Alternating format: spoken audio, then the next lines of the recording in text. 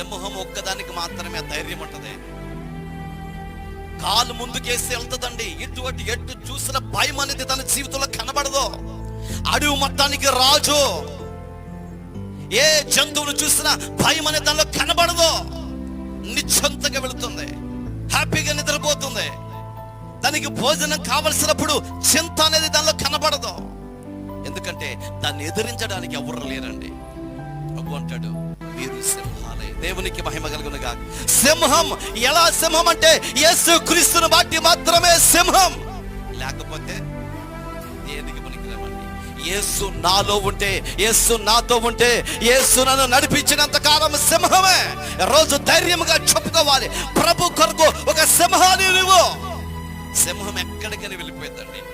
ఎక్కడికి వెళ్ళిందయ్యా? అడవిలోకి వెళ్ళింది, అరణ్యంలోకి వెళ్ళింది, నీళ్ళు ఉన్న చోటకి వెళ్ళింది, నీళ్లు లేని చోటకి వెళ్ళింది. ఎందుకంటే ఎక్కడ కావాలన్నా తన